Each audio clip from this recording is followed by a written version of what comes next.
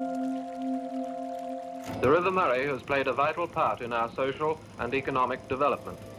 Its waters have been diverted for stock and domestic supplies, for industry and the irrigation of orchards and vineyards in the pastoral and dairying country along its banks. It is one of the greatest sources of wealth in Australia.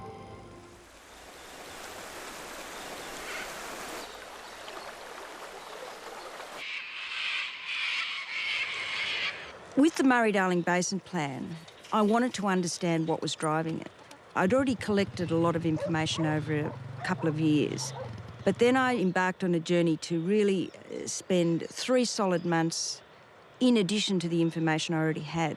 And it was like putting together a jigsaw puzzle. You know, you have pieces of the puzzle, and it's when you place all the pieces of the puzzle together that you understand the whole picture. Australia got so much right up until 2007 that it was an inspiration for many countries of the world. And now, if you go to Australia and you say, how are you doing on water, the general perception is it's a mess. Today, the much-anticipated Murray-Darling Basin Plan will finally be unveiled.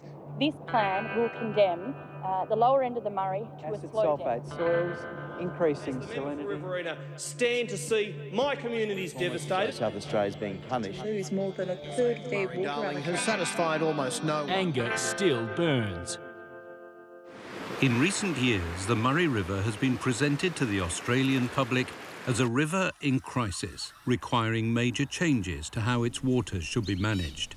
Environmentalists and others have campaigned for over a decade that the Murray River is dead and dying, and that the government needs to take urgent action to address river health.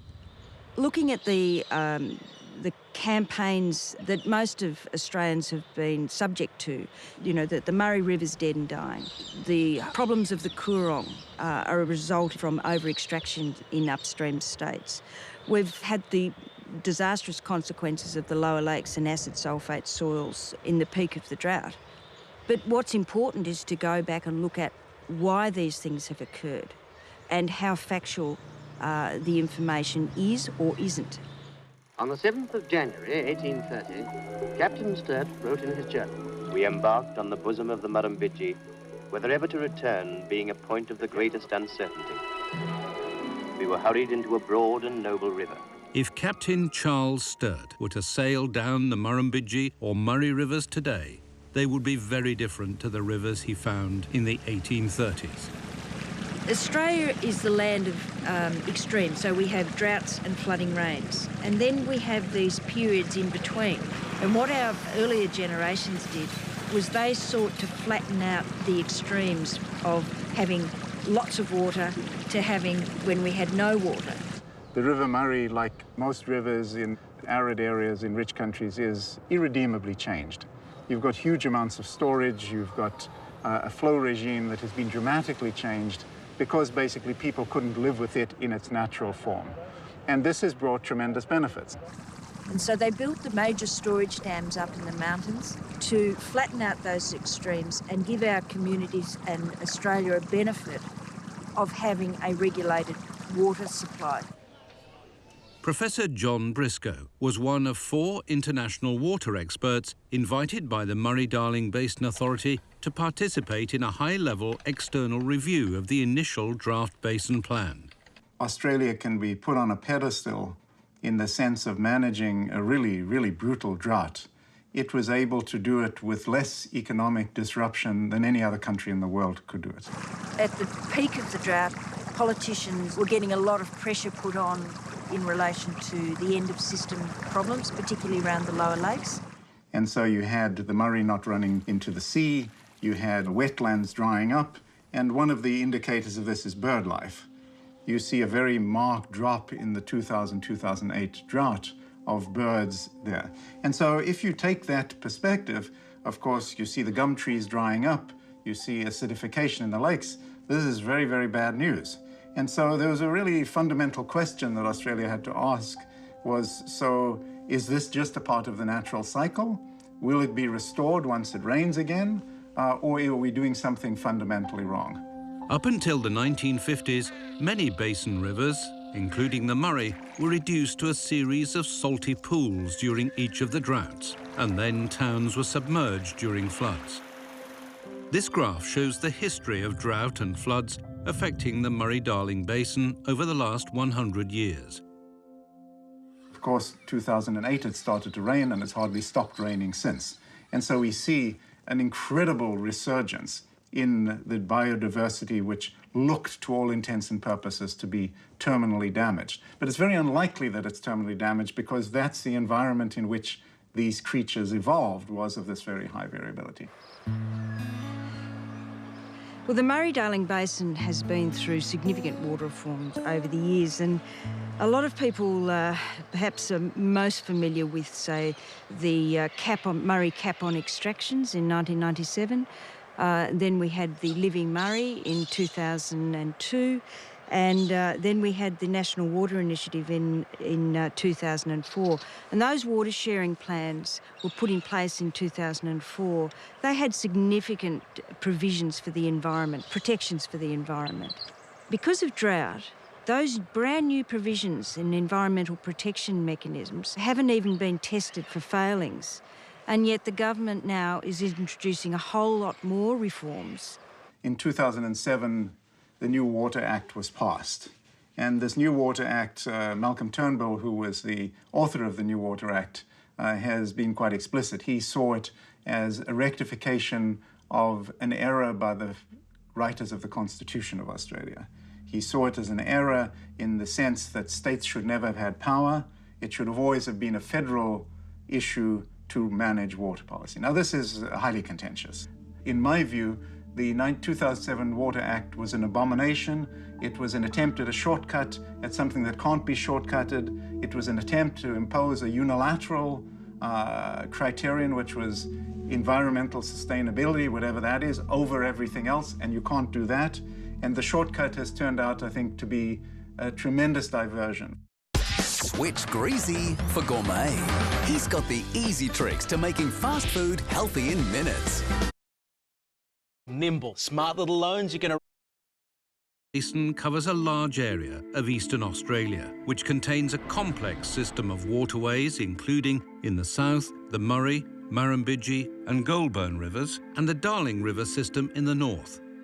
The Murray-Darling Basin Plan amends previous water plans and sets new environmental flows for maintaining wetlands, in particular the lower lakes and Coorong in South Australia.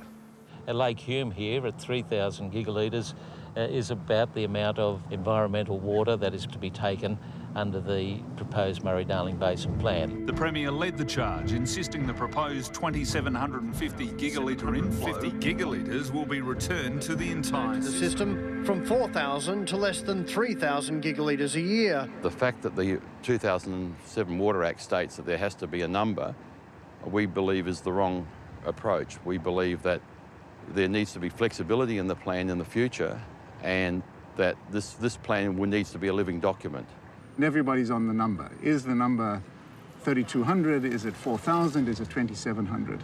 And I think all the professionals recognize that you're going into a domain in which the knowledge is simply very, very incomplete. The knowledge of what water, what land use will produce the environmental outcomes you want. There's a lot of need for experimentation, adaptation, and what's in the jargon called adaptive management. And the problem with the law is it doesn't give space for adaptive management. The Commonwealth went out and bought environmental water before they ever did the logistics of how you could deliver that water down a channel system that was very restricted. We have a number of constraints along the Murray system. Probably the most well known is the Barmer Choke. So as you can see, the bank is very small, so what happens, there's a limited amount of water that can flow through this section before the water would then simply top over the banks. The Barmer Choke was formed 25,000 years ago, when a geological displacement raised the eastern edge of the Cadell Fault. This diverted the Murray waters north and south around the fault and now limits the amount of water that can pass through the Murray before spilling out into the forest and adjoining land. And there's other constraints, even between where we are now at the head of Lake Hume down to Yarrawonga, because there's a maximum of 25,000 megalitres per day that can actually be delivered without starting to flood on a long-term basis all of the farmers and communities downstream. They are going to look to compulsorily acquire easements to allow flows of up to 40,000 megalitres a day through this reach. And if that happens, it will be bordering on catastrophic for us. What the authority is trying to do is on small flow events that are unregulated, they want to try to top them up to make it a larger flood event. But as one of the Wentworth Group scientists said, oh, we just might flood a few farmers' fields. Well, when you flood a few farmers' fields, you're flooding their farm, you're flooding their business. And, you know, when it happens naturally, everyone accepts that. There's nothing you can do about it. But if they're trying to actually do it deliberately, it's almost vandalism. Communities are concerned that if environmental flows have already pre-filled forests and wetlands around major natural system constraints, such as the Barmah Choke, heavy rain in mountain catchments could turn managed environmental flows into major regional flood disasters. So what do you think, Bill, about this? We are severely worried about not just our floodplain country. It's more any mitigation works that we've had for the last 100 years will be at risk. At 10,000 megs in the river system, we're happy. At 20,000, it kicks to a level that all our low-level crossings go under. At 40,000, the river starts creeping into outside its bank. And then when it gets to 60,000, it's essentially the forest is in flood. We've been cut off here since for about nearly 3 months. And to access the other part of our property is a 55-kilometre round trip. So, you know, if I wanted to get to there today and drive there, I have to go through 2 other properties, X amount of gates, and, you know, it takes me a fair while. I've got about a day and a half by the time the water gets here. There's landholders directly below the dam. If they got 10 minutes notification, I reckon they'd be lucky. So that is going to make the management of properties extremely difficult and costly, and something that we don't believe we should have to wear.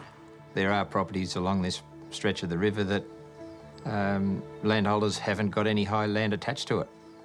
So, you know, it's going to be like a guillotine hanging over their heads. As soon as this water comes down, they're in a lot of trouble.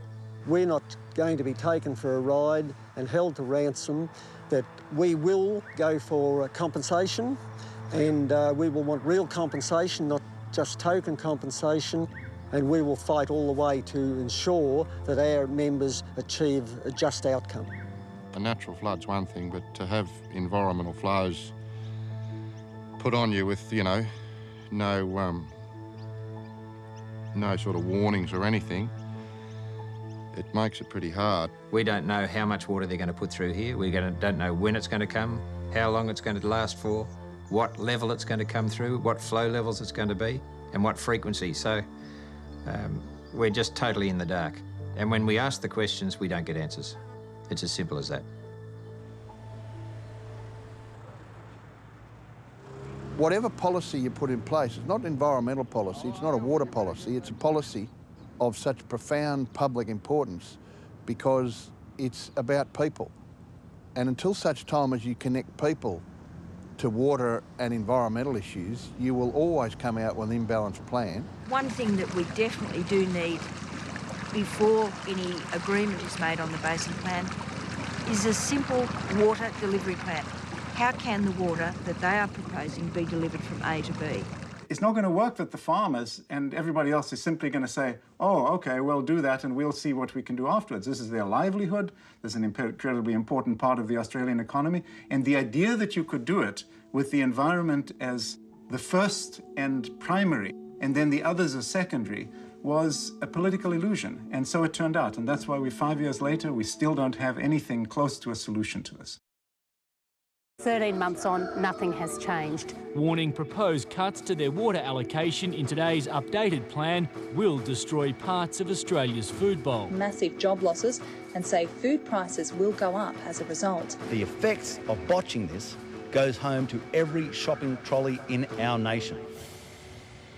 While people located near constraints along the river are concerned about being flooded, other regional communities are worried about the loss of productive water proposed by the Basin Plan and what this will mean for production of food. Australia is a very lucky country. It has the best food supply in the world. It's the envy of many countries overseas. We have a very good fresh supply